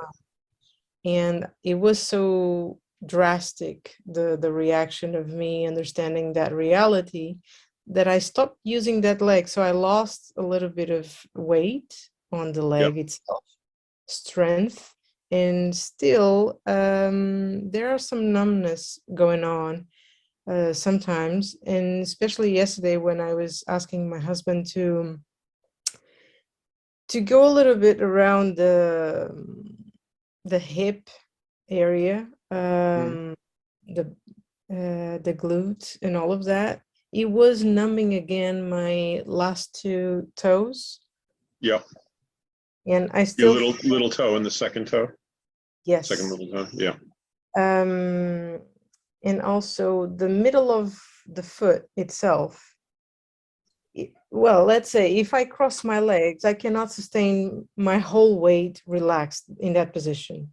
Yeah. It's as if I have to always hold my knee underneath or underneath my ankle in order to not to hurt myself or to memorize the foot so much in that position.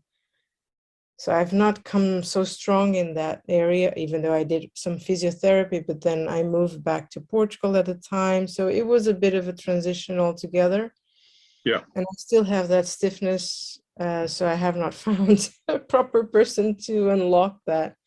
I don't know Yeah. if you have any other tips for me to do like a self sort of thing more deeply. I would always think in that case, again, work from the toes and do each toe, completely loosen each toe.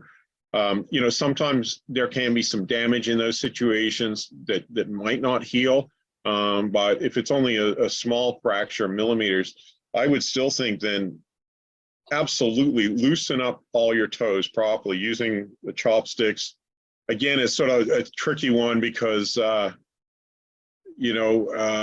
it's hard to teach that in the online course. A lot of people don't quite understand that. But if you look at, like I say, if you look at some of the videos I've done even recently from the advanced course of toe massage, and do a really thorough job of the toes, and then you'll find that the area will heal better, but also some of that tension will go away. You may or may not get 100% relief from that, but I'd say you'll get a certain percentage, absolutely, depending upon, there may be some damage to bones and things that may or may not heal, but you'll certainly benefit from it, and then work up the foot gradually. So, it could take a few hours of each toe being done really properly. And then, like I say, if you've got the hip, it's going to come all the way up the bands that are coming from the toes up into the hips.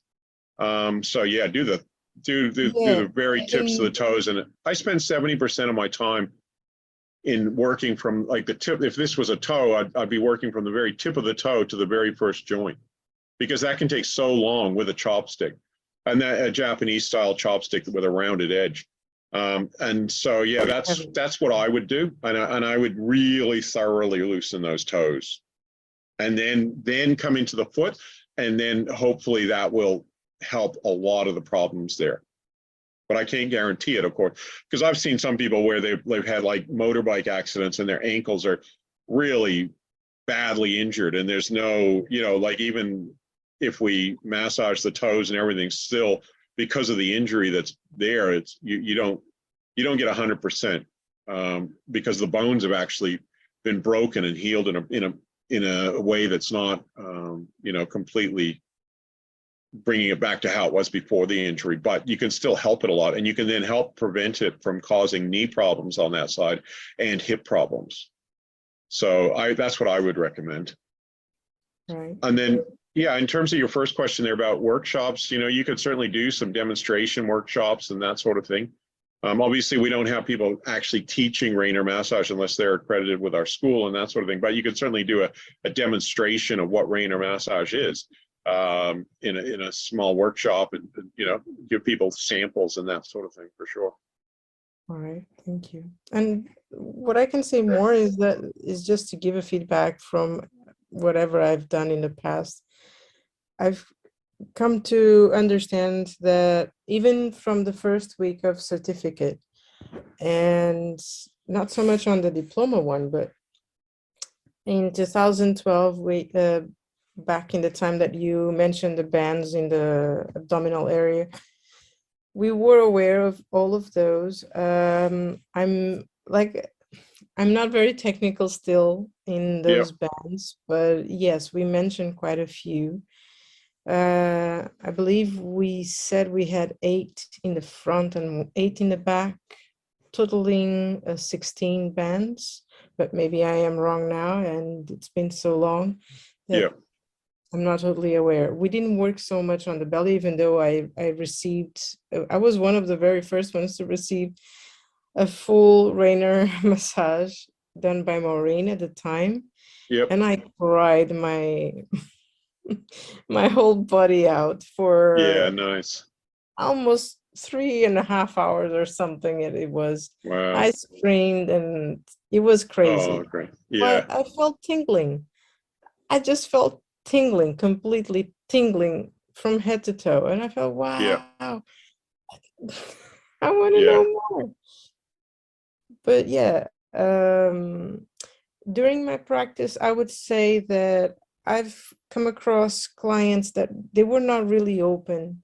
And even for anyone that doesn't have the intuition developed, not that was my case, but I felt that I could give more, but I was being told that maybe certain things you shouldn't engage so much. And right now I'm doing a fusion of coaching with massage, because for me, one doesn't go without the other. I attune more with the person, with messages that I receive, and then I give back. Not everyone, but at least I say in the beginning that if these things occur, these things are for you. You can ask anything afterwards or during or whatever, but at least I have to tell you, and this is how I work. And as soon as I establish that part, the rest is just a bit of the protocol, a bit of me asking the person to breathe. I've not done a lot of advanced work, I must say, because the line of agency that I was working on was not totally giving me the time for that. But when I had other clients, I would be more attuned in that sense. So but yeah, one of them in particular that I want to give a bit of feedback for, even Ash here and Jim, is that I remember this client that she was so scared. She really wanted a massage, but she has had such a negative experience before, and she was really stiff, really, really stiff. And she said, I mean, I'm not comfortable with this, and can you do a little bit slowly or smoother? And then I said, okay, let's do one thing. How about we breathe together? And then we started breathing together, and I said, let's start from my hand. I'm just touching your hand, just saying hello. And then smoothly, as soon as she was breathing in and out, I was already on her shoulder. And then suddenly I was running through her back, and then she was opening up. And by the end of the session, she said, I feel amazing. I never expected such thing. Because one of the most important things that I find it in any sort of body work, I would say, it's exactly the breathing. Doesn't matter if it's so deep, it's whatever the person is able to accomplish. And if you do it together, I think it is an amazing work. And that's what I try to focus as well, not just meditation. This is all an art, as you said. So I really wanted to give this feedback because I didn't have much opportunity in the past few years. But yeah, it is rewarding to see such immediate effect on people. And I must say that I received so many compliments because of this massage, and I've not taken any other just because I didn't feel compelled to do the other ones. They are longer, they're boring, and even I experienced themselves. I mean, they are good, nothing against. It's just I needed something quicker. And for me, it fits like a glove since day one. So Fantastic. we wanted to say thank you for that. And Oh, you're welcome. You're welcome. Yeah, it's my pleasure. It makes me warms my heart to hear those kinds of things, you know, and it makes me kind of feel that, you know, my work is worthwhile, and, you know, I'm helping people and helping people to help people, you know, which is really nice because it becomes like a exponential thing, you know. But, you know, I do really appreciate that feedback.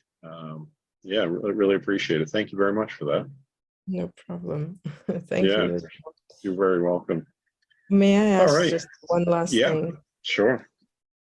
I think this is just something that there's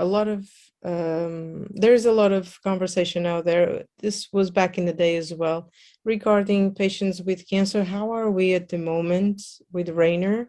Because at the time we could, then we couldn't, then we could again, and now Yeah. I'm clueless. So a lot of the major like when I first studied massage, it was like in Australia, like it was illegal for naturopaths to treat cancer patients. Well, it was illegal to treat cancer, not the patient. So you could do work on people, but not specifically say I treat cancer or anything like that, right?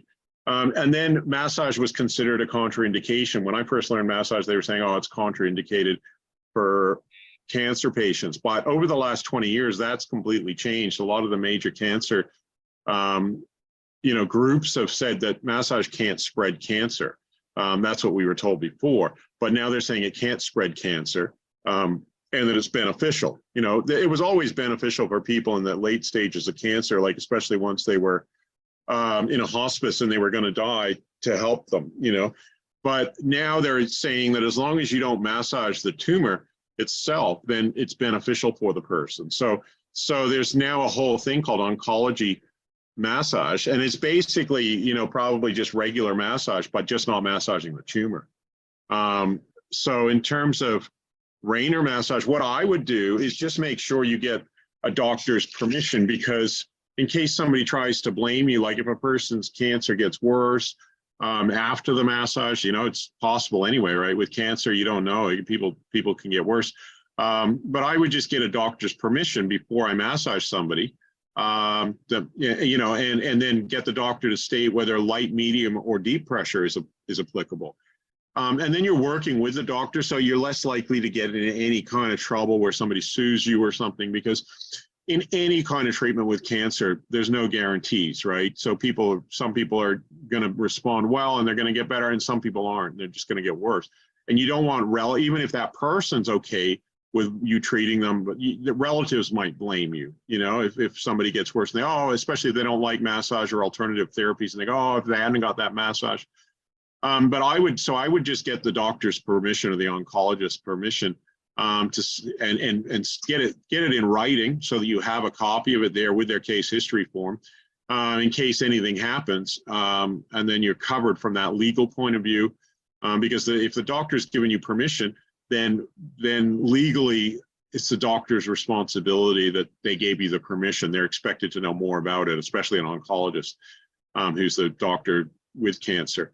That would be my recommendation, just to cover you. But it's in terms of the actual, does massage spread cancer? I'm not an expert on it. I couldn't say yes or no personally. I know if I had cancer, I'd get massage, but I can't say that massage, you know, I've had one person who was into natural therapy. She used to run a center in Darwin where we taught, and she believed that massage should spread cancer. She had lymphatic cancer or breast cancer, and it spread to her lymph system or something of that nature. So she believed it did spread cancer. And she was an alternative kind of person. So I don't consider myself to be an absolute expert on cancer and massage. I've only massaged a certain number of people with cancer. So I wouldn't want to kind of go, massage does, you know, could spread cancer, or massage couldn't spread cancer. I don't feel like I'm qualified enough to say that. And I don't think anybody really kind of knows, and it's going to be an individual case. That's where the situation seems to lie at the moment. Nobody can give you an authoritative kind of response, even the cancer societies are all saying now, if you do some Google search on, is massage safe for cancer? And you'll get like, the big American Cancer Association, they're saying, yes, it is relatively safe. So,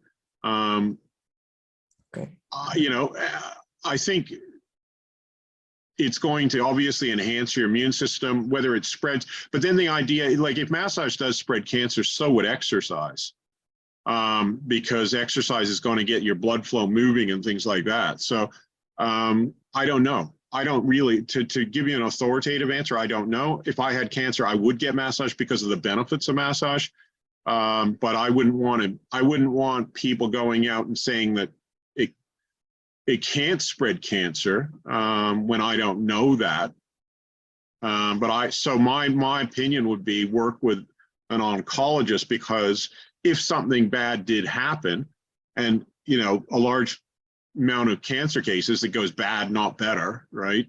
Then they're not going to blame you for it. That's my main priority. To me, it still seems like the research is really a little bit vague, as it's mostly saying that massage is going to help cancer, but there could be instances, and there could be people that say that it doesn't.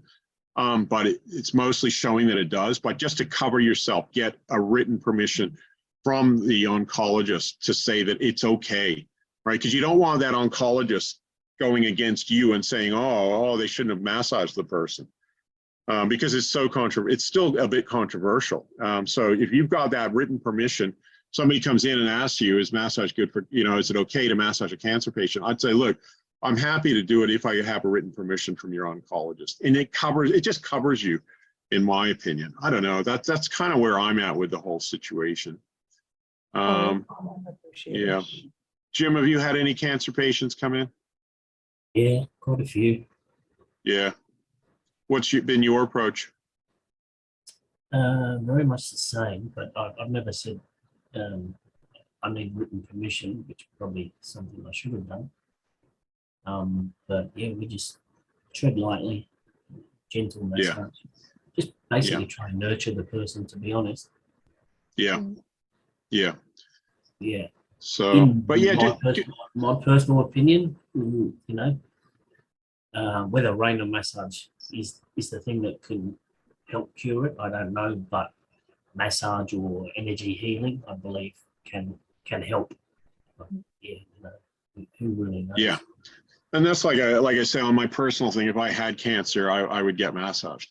But like I say, whether, if you got somebody who's like maybe been really unhealthy all their life, and they've been a smoker, and they've been, massage can also stir up toxins, because I mean, certainly with smokers and people like that, I get a lot of people that maybe even they've given up smoking 20 years ago, but their breath still smells like smoke when you massage them. So massage can also, maybe if a person's really weak, massage could be spreading toxins through their body and make them feel a lot worse before they get better. And maybe if they're not strong enough to process those toxins, it could produce a negative result in that way as well. So there's a lot of things that, hypothetically, I think it would also depend upon the overall health of the person, and how advanced the cancer is, and like how toxic is the person in general as well. I think those factors would come into play. Because, so if they're relatively untoxic, then I think more likely that, let's go for it. Let's massage them. But like somebody who's been a lifetime smoker, or like on a really bad diet all their life, and then it's just so many things can go wrong. And that's why I'd be way more hesitant, doing probably more what Jim said, where more laying on of hands, right? And just putting your hands on that person and putting good energy into them. It's not as likely to stir up toxins and things like that. It's still going to provide a nurturing, and it's going to provide a support for the spirit of the person and their chi, but more energy work, rather than deep stirring up into the tissues where. So I think it's a complicated thing, and that's why I think it's obviously you got to go with your intuition, but also like from a legal point of view, just covering yourself by having the oncologist, that, because you were talking about a bit more about the legal aspects of it, I think, as well, weren't you? Well, it was more about understanding how we were, since I don't practice quite a few years now, since Yeah. I came back from the UK.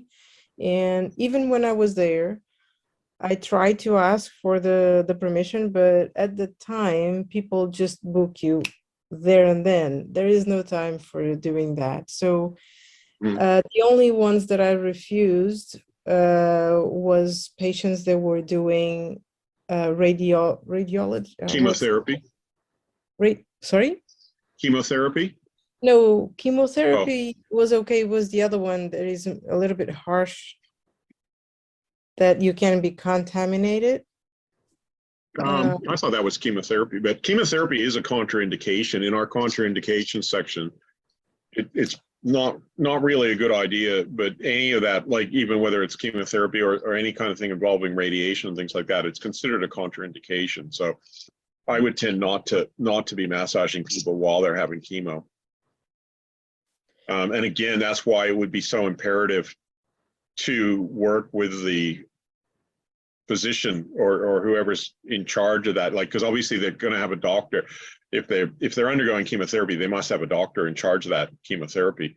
And that's why I would say, again, work with them to cover you. It's a really dangerous, it's a potentially very dangerous situation for you in particular. It can be, I don't think it's as dangerous for them, because I think mostly it's probably going to give good results. But as I say, things can get worse. You could get blamed. You know, I think just working as a team, making sure. But the oncologist is the sort of health professional in charge of that situation, in my opinion. Not always, because the person could be just going, I don't have a doctor and I want to treat it naturally. In which case they might have a naturopath, or they might have somebody else. And that, but then you got to like just look at that particular individual situation. And again, make a judgment call on that. But I'd feel more comfortable if I was working on cancer patients, having a doctor's permission that it's okay to, you know, not permission, but like saying that whatever you're doing is not contraindicating even the treatments that they're giving them. But if they don't have one, then it's up to you. You know, I don't know about legal situations in different countries. As I say, it's changed here. I don't know if even naturopath, if it's changed in the last 30 years when naturopaths in Australia are allowed to treat cancer as such, you know. But yeah, I don't know about Portugal. Yeah, so I'm sorry I haven't given you a No definitive worries, it's answer. fine. It's I a don't agree vague, with a lot of things in it's here. such a tricky so situation. Yeah, This is getting but tougher. that would be my advice.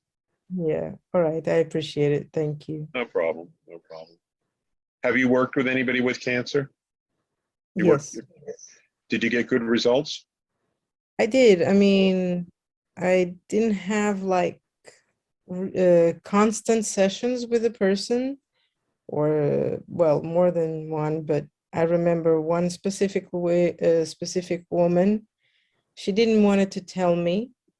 I think she was a bit uncomfortable with the whole situation, but she definitely was needing a massage. Yeah. And I just asked, are you receiving chemo or radiation?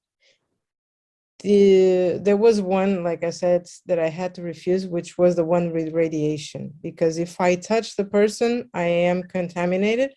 And if I had another client, I would be passing on that. I didn't want it to have that. So for the sake of that, I explained nicely by distance, because I didn't want it to contaminate myself in the room. And she was in a hotel, which was a little bit even harder for me to, I mean, I was feeling sorry for the woman, but the other one under chemo, well, at least I understood she was under chemo. She was really good. She felt really nice, really calm, and she even thanked me for allowing that. She asked me to come one more time, and that was it, because those were my private clients. During the urban massage, I'm not sure. Maybe I did one or two. But it was just like one-off. Yeah. Not like the other lady that asked me to come one more time, but there was not so many regulars per se, but when I came across, I remember having this discussion then either with Dave or Maureen, and we were a bit oscillating because there were very intense discussions at the time. So we had times that we were declining doing massage, the other times we were accepting according to those news. And that's why I wanted to be up to par. Well, it's swung more towards accepting now than it was 10 years ago. Okay. It's how Cool. all the cancer associations are more accepting, just not on the tumor itself. And that's from what I haven't done a specific course in oncology massage. I don't think there's anything other than not massaging the tumor. I can't see that there's any special techniques or anything. It's just going to help the person overall feel better and that sort of thing. But you could certainly, like, I've looked at it from maybe a year ago or something. I did some research on it, was just looking at the big cancer associations and their opinion on massage and cancer, and most of it's positive now. All right, I can work with that then.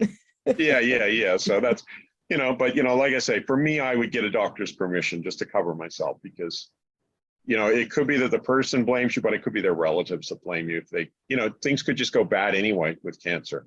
So that would be my opinion, just to cover yourself. And, you don't want to be in some situation where somebody's suing you for, you in that area, Whereas if the doctor said it's okay, they'd have to sue the doctor, because for the doctor, the legal system would consider that the doctor should be the one that knows whether it's safe to do that or not, Okay, will do. Yeah. Thank you. You're welcome. Thank you, everybody. Anybody else got any last minute questions before we finish up?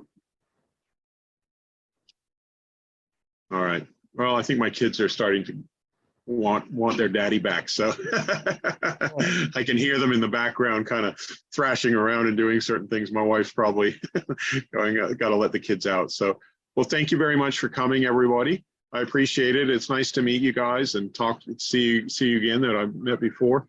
I'll let you know when we have our next meeting. And you guys don't mind if I put this in as part of the course? There's some good questions and things like that. Yeah. Great. And I hope to see you guys again and keep in contact. Will do. Take care. Well, hopefully see you guys over in London when I'm over there. And Jim will, like I say, anytime you got any questions, just let me know, or we have another course, you're welcome to come and learn more. All right, guys, take care. Yeah, thanks a lot. Cheers. You're welcome. Guys, good luck, Ash. Keep going, mate. Okay, Yep. thanks. Cheers, Jim. Okay. Bye-bye. Take care. Bye. Bye.